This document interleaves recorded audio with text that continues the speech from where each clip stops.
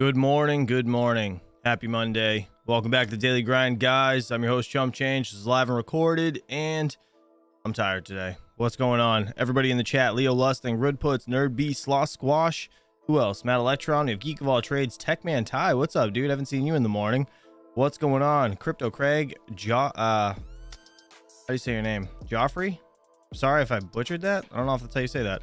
All Set Miner, Nerd Beast. What's up, dude? Solar Miner, Kyle Rosa. You guys are awesome. Appreciate you all. Heinz Crypto, thanks for being here. All right, let's check out the market today since we're kind of running a little bit behind. All right, 28,170 for Bitcoin, 1,800 ETH. Nice. Now, I found a video today. As you guys might know, Shanghai upgrade is coming on April 12th, or at least it's proposed April 12th.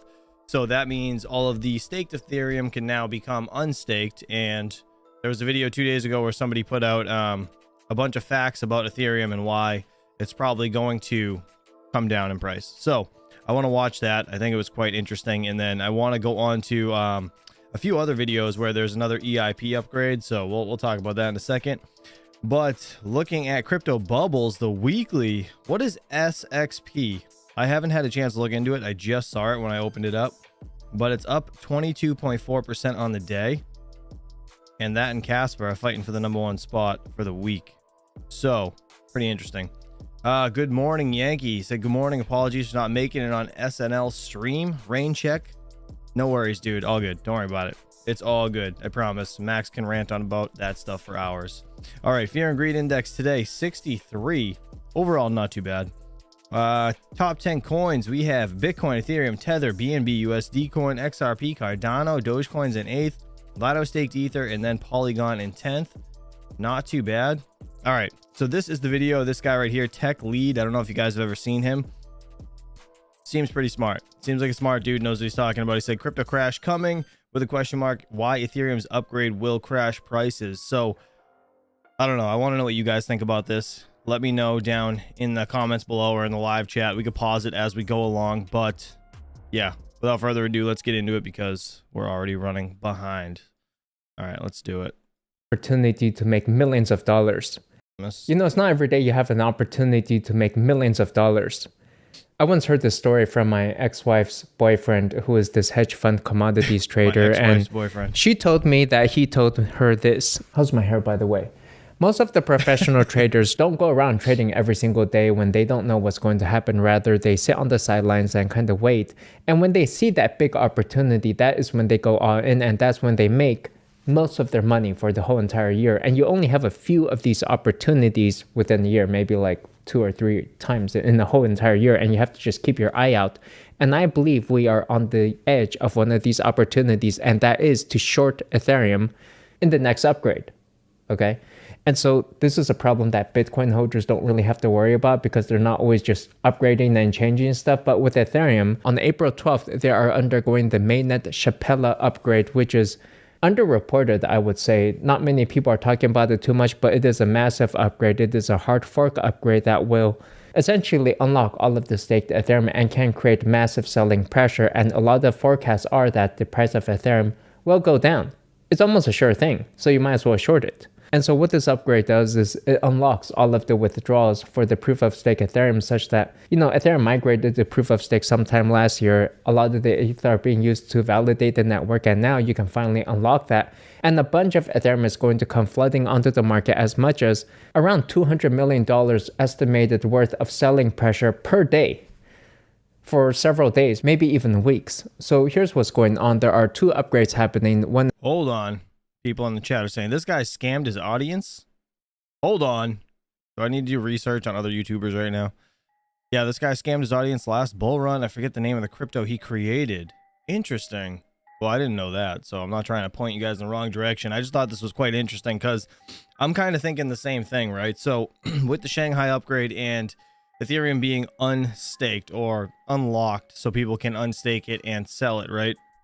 This is going to cause probably some down pressure, but at the same time, there's been people that actually put their money into this staking program with Ethereum.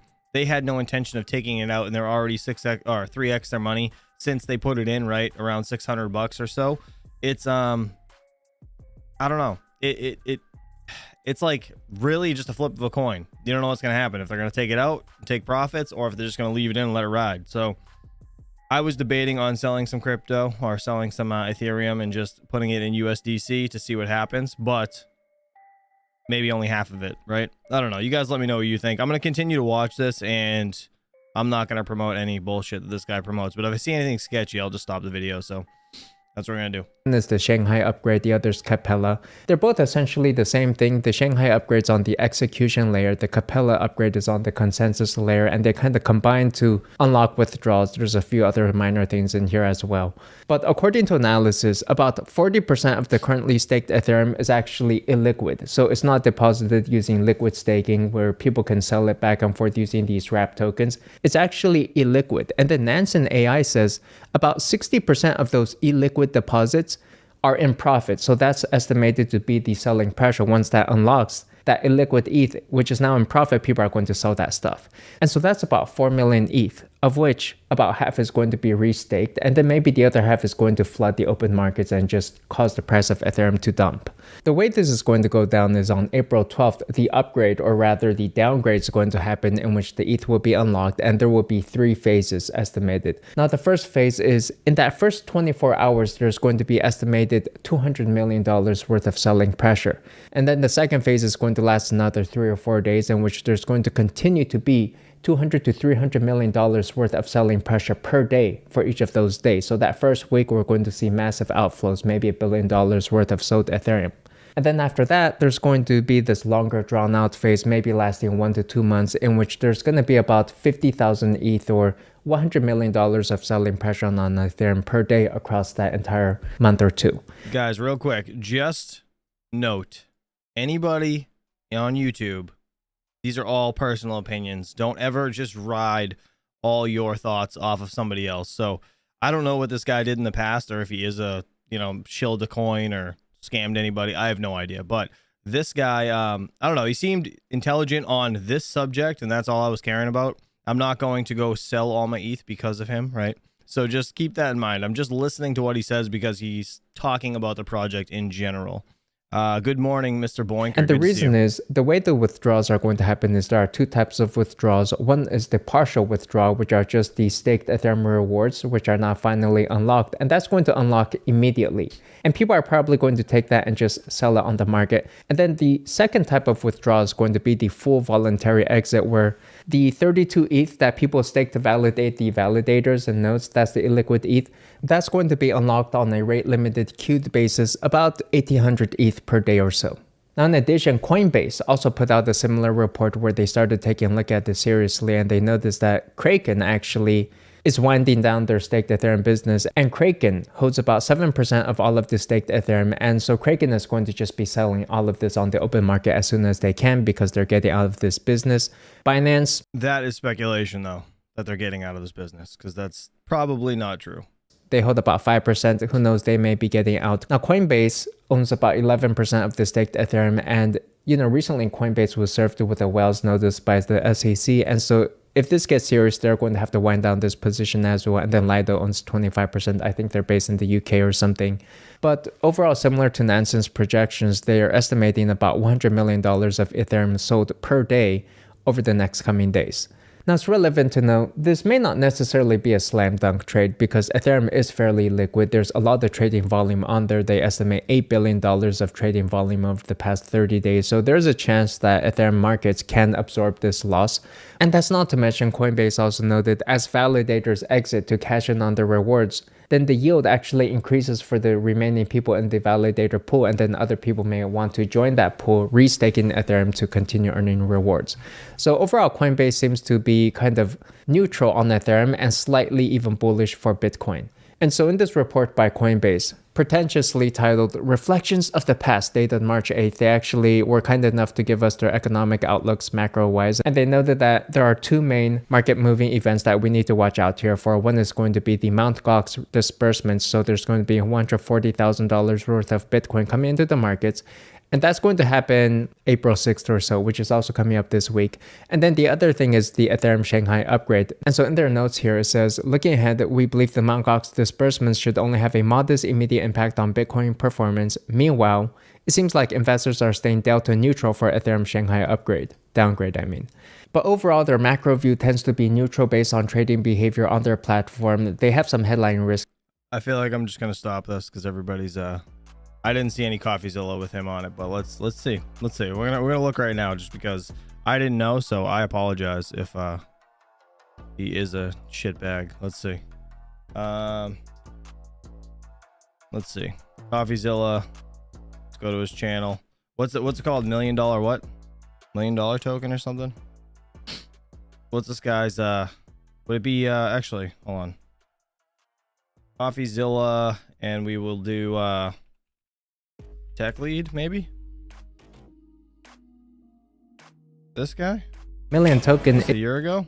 Oh shit. Is literally God damn it, I hate when you guys are right. Well, now you got me all concerned. But so all right. Let me just again, it wasn't about anything that he was like his opinions. What I wanted was the information on Ethereum, and that's what he was given, so I apologize. We won't listen to him anymore. I'm gonna watch this though. I want to see what the hell this is about. I appreciate you guys. You guys are awesome. All right. Well, anyways, there is obviously the Shanghai upgrade, and then there's this EIP 4337, which is going to be another big deal coming for Ethereum. I don't know exactly when this one's happening, but regardless, it is yeah, it's coming. So this is from Altcoin Daily. This video was 2 months ago. So let's listen to this, just see what they have to say. And then there is also a video from Coin Bureau that is actually, you know what, maybe we'll start with Coin Bureau because he's a little he's actually like a little more relevant. He was 3 weeks ago, not 2 months ago. So let's watch his video then. Screw that other guy, piece of shit. God damn it. Sorry guys. All right, let's play this one. To Ethereum, much of the focus in recent weeks has been on the Shanghai upgrade, recently rescheduled to April. Will the ability to unstake mean tons of ETH hitting the market, or will it make more investors comfortable with the idea of buying and staking ETH? Bearish or bullish? And what about the Dark Lord himself, Gary Gensler? Is his hand hovering over the control panel of the SEC's Death Star, waiting to unleash destruction upon planet Ethereum the moment Shanghai goes live? Well, we're going to find out before too long. But in the meantime, there's another important Ethereum upgrade that many people seem to have missed. One that could prove to be a game changer in the long run, not just for Ethereum, but for all of crypto. I'm talking about ERC 4337, and in this video, I'm going to give you a brief and simple overview of what it is, what its purpose is, and why it's a big deal. Now, before I get into the weeds of ERC... I just wanted to, why does he wear his watch way up there? Is that weird? Or is it just me? ERC 4337, we need to ask ourselves some difficult questions. Can we really expect more people across the world to start adopting and using cryptocurrencies when doing so can be so damn fiddly? I mean, can we honestly imagine the average person having the time, the patience, or the aptitude to get to grips with things like wallet seeds? Are they going to embrace crypto if they know that losing their private keys means they lose access to their wallet with no hope of getting it back? This is what I found interesting about this new EIP upgrade, the 4337. It's able to get your money back a lot easier, I guess. And are people really going to be willing to pay a gas fee for every transaction on a smart contract blockchain, even if that fee is pretty low, especially by today's standards? Well, the folks at Ethereum have been asking themselves the same questions, and it seems they may have come up with an answer. So, step forward ERC 4337, the upgrade that could mark a major step towards the promised land of mass adoption. And if you're thinking to yourself, gosh darn it, that sounds awesome, how long will Team Vitalik make us wait for this? Then your answer, my friends, is that you need not wait at all, for it is already upon us. ERC 4337 actually launched at the end of February and was announced the following day at WalletCon in Denver, a preliminary event to ETH Denver, the annual Ethereum nerdathon that you just know Vitalik absolutely loves.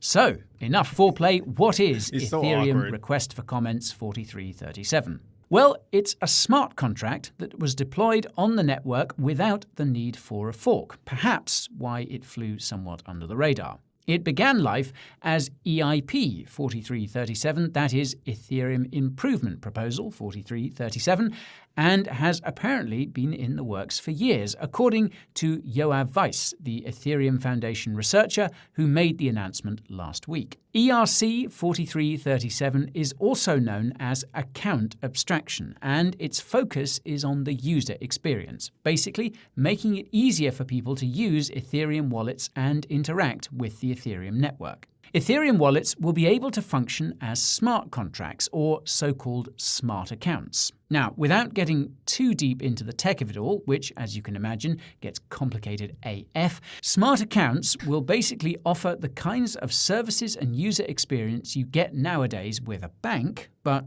Real quick, Carl Coate made a good point. He said, so ETH will own the master key for recovery. Yikes. And that is absolutely a love-hate relationship when that comes to that. Well, you know, without a bank. So, for example, no more having to write down seed phrases. Wallets can be secured using more standard procedures like two-factor authentication or biometrics like a fingerprint. As Cointelegraph magazine's illuminating article put it, quote, because smart accounts enable the cryptographic keys to be stored on the phone's hardware security module, phone wallets can now be almost as safe as a hardware wallet. Now, I recommend giving that article a read, by the way, especially if you want to dive deeper into how this will work under the hood, as it were. I'll link to it in the description. I'll also note that account abstraction is going to be available on any EVM-compatible chain, so think layer 2s like Polygon, Arbitrum, and Optimism, as well as the likes of the BNB Smart Chain and Avalanche. This goes way beyond just Ethereum, folks. But wait, there's more. Account abstraction will also enable things like scheduled payments. So think being able to pay for things like monthly subscriptions from your crypto wallet, as well as the setting of spending limits. In addition, crypto users will be able to use dApps without having to pay gas fees for every transaction, as the dApps themselves will be able to pay the gas on the user's behalf. So-called bundlers will be able to group smaller transactions together to be paid by the dApp user later on. The user will pay less as a result and won't have to constantly approve transactions. Again, a big win from a UX point of view. And, perhaps coolest of all, users who do lose their private keys will be able to recover them through a process known as the social recovery system. A group of trusted individuals or a commercial service could be used to let people regain control of their smart account even if the private keys are lost or stolen. Now, the benefits of all of the above should be obvious, and when it comes to mass adoption, these are precisely the sort of features that crypto users of the future are going to want. Consider how easy and convenient banks and card issuers like Visa have made things for us over the years, and the kind of features they offer.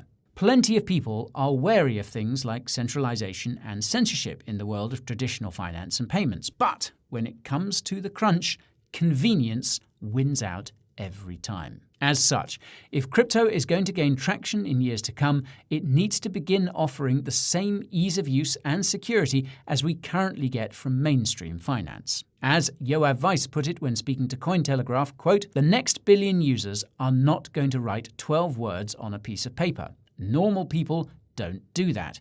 We need to give them better usability. They shouldn't need to think about cryptographic keys. And guess what? He's right.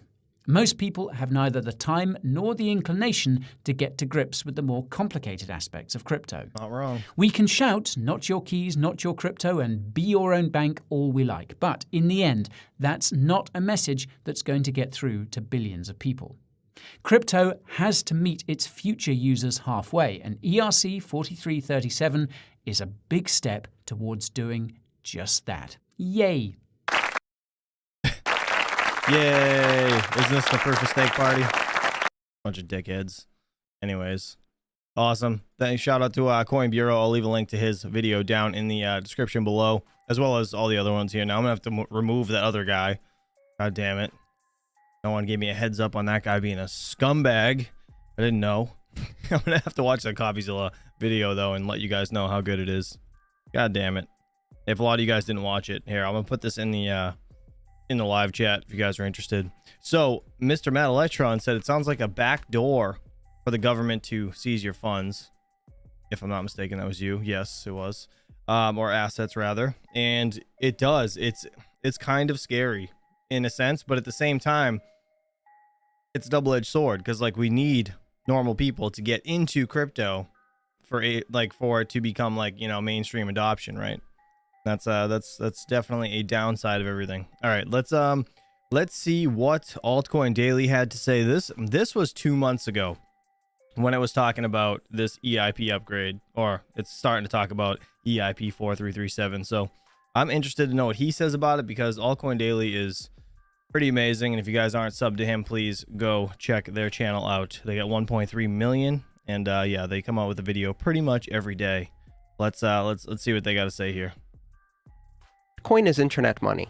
It's a system of money that exists on the internet, was created on the internet, and it allows you to send and receive value the same way you can send and receive an email anywhere in the world, instantaneously without intermediaries. Ethereum in 2032, the whole process just becomes incredibly sleek and seamless to the point where like literally a phone could even do it. World, look around you. Look at this. We created this. This didn't exist before we were here. Look around. Bitcoin was created 14 years ago this month.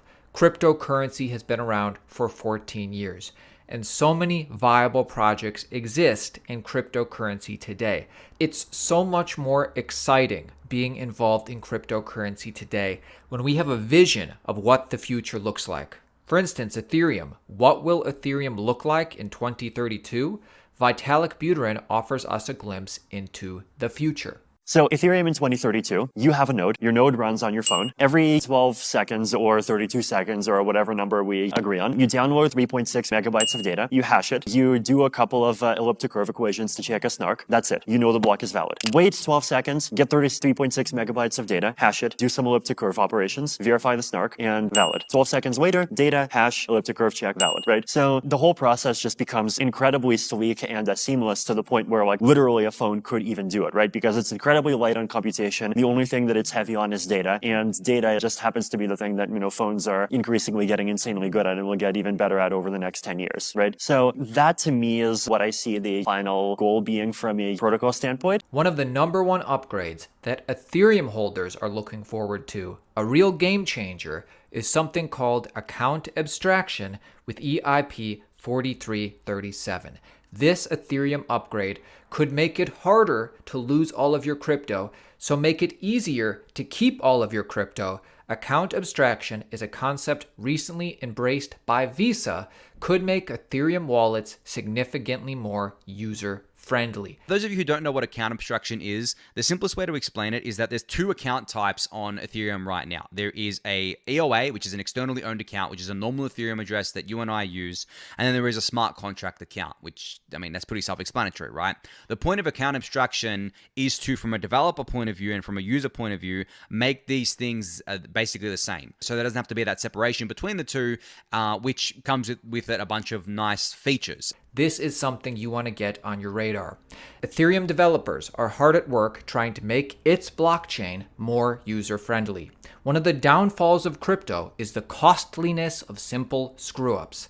For instance, if a user loses the keys to their crypto account, they could lose access to their crypto holdings forever. In the face of this and other potential pitfalls, it's vastly easier to lose your money in crypto than in traditional banking. I think even us crypto believers agree with this. Blockchain developers increasingly recognize that human error is an inevitability, meaning it will be difficult to push crypto into the mainstream without fail-safe and better ease of use. One of these innovations is a concept called account abstraction. Ethereum holders, you tell me if this is something you'd be interested in. Account abstraction, AA, aims to use smart contracts to execute crypto transactions by creating certain validity rules. With AA, users won't need to sign off on every transaction with one's private keys. Quote, "We're going to be at the point in the future where using an Ethereum account, it's going to be just as simple as using a bank." This is according to Christoph Gazo, a co-author for an Ethereum Improvement Proposal on account abstraction. People won't have to make that trade-off of like, hey, I like decentralization, but also it's a pain in the A to use Ethereum. People won't have to make that trade-off. Ultimately, through account abstraction, developers want to make Ethereum as usable as a traditional fiat bank so users can make transactions more easily, program automatic bill payments, and more. This would be a game changer for Ethereum holders. So what exactly is the improvement proposal that wants to create account abstractions for Ethereum? It's EIP 4337. Watch this very quick video by StackUp so you can truly understand what's coming up for Ethereum. What is EIP 4337? EIP 4337 is an Ethereum improvement proposal for using smart contracts as people's primary accounts. This is often called account abstraction, since it means the hard parts of managing users' account are abstracted. It's not just a public-private key pair, it is a program that runs on the blockchain. Unlike other account abstraction proposals, EIP 4337 does not require any changes to the blockchain itself. Instead, it creates a system of higher-level infrastructure. This means that it can be used today and on any EVM-compatible blockchain. Here's how it works. A user's intent is packaged by their app into a pseudo-transaction object called a user operation. User operations can contain multiple transactions and any data needed to execute transactions with smart contract accounts. The user operation is then sent to a network of bundlers. Bundlers can pull transactions from a public mempool or from private ones. They package these user operations and submit them to the blockchain.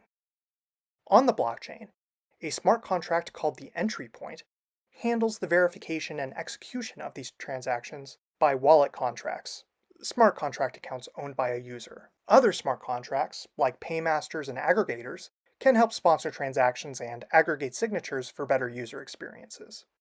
These elements work together to abstract blockchain transactions for end users, so people don't need to learn how blockchains work just to use them. Even Vitalik Buterin seems very excited about account abstractions and rollups inside of account abstractions. Let's take 30 seconds and listen to Vitalik Buterin. Actually wanted to make sure to answer Joseph's question on account abstraction, which is really important. I think actually account abstraction inside of rollups is potentially very powerful and quite simple to implement. The reason basically being that in a rollup where you have a sequencer, that sequencer could be more powerful than the other nodes. And so the sequencer could spend more time verifying each transaction and checking if that transaction pays the fee. The sequencer would have more long-running relationships with participants, so they would have more ability to penalize them for providing transactions that turn out to be invalid after a very long period of execution. The transactions don't need to be rebroadcasted, they don't need to be reprocessed, and so forth. So you can basically create just like a very simple and dumb abstraction that says, run the transaction, sequencer checks if their own balance went up by a sufficient amount. If it did, then include it. If not, then throw it away.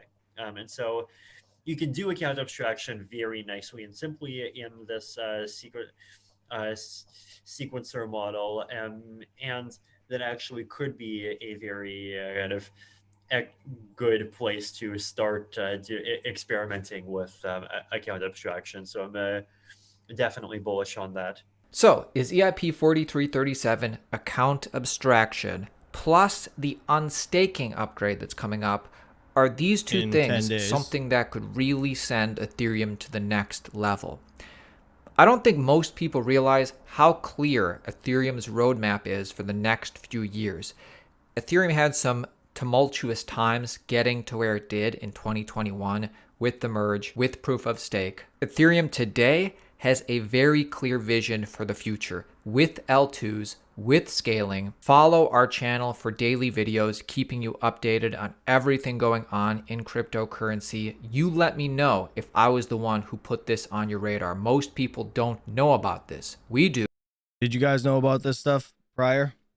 This making it easier for the average Joe to, I guess, get into Ethereum with this account abstraction process, I guess, embraced by Visa. It's kind of strange, right? So the only concern that I really have here is can you lose your stuff easier now? Because, you know, without a seed phrase, that's usually the combination to your safe. Now that you don't have a combination to your safe and someone else has it, I don't know. It seems kind of I don't know if I like it, right? I don't know. It's up to you. What do you guys think? Let me know. Let me know in the chat. All right. Either way, guys, I know it's just a short one today, but we'll be back at 2 o'clock. Hopefully, kids nap time. Centralized, enough said Kyle Rosa. I appreciate you. They make you feel better, said J.R. Whitman. Let's see. I sent 0.25 ETH to XDAI address when I started into crypto. What's XDAI? I don't even know. Carl Coates said, I did not know about this. Might be converting my ETH to a safer asset. So again, with the Shanghai upgrade, right? So that's going to be happening supposedly on the 12th if it doesn't get delayed. Now, with people having the potential to sell Ethereum, I've been thinking the same thing. Again, not financial advice, my own opinion, debating if I should sell like half into USDC just to, you know what I mean, in case things drop. But I don't know, man. It's going to be a bumpy road, and I'm sure we're going to see a lot more things in the next couple of days with this new, you know, Shanghai unlock. So we're going to have to see. Let's see. Or with the seed phrase setup. Surely you can have a wallet with that option. Oh yeah, with the seed phrase setup, I'm sure. Yeah, so they probably will have both. Like you still have, you know, your normal ledger type deal wallet, but they probably just have a specific I guess wallet where it's easier to be able to get your funds back, or you don't have to remember your seed phrase for like the average user. I think that's kind of more what they're gearing towards. It doesn't mean they're taking away your other crypto wallets, right? So there's a way to be, I guess, really decentralized, and then there's a way to be, you know, pushing more towards the centralized side where you can get your ETH back. And you're not going to lose if you lose your seed phrase. So ups and downs to this roller coaster, right? We're gonna have to see what happens. But either way, guys, I gotta get out of here. Unfortunately, I have to get to the kids, but I appreciate you guys hanging out with us. And yeah, you guys are fantastic. I'll see you guys back at 2 p.m. Eastern Standard Time. And until then, enjoy your Monday, and I'll see you guys soon. Have a good one. Peace.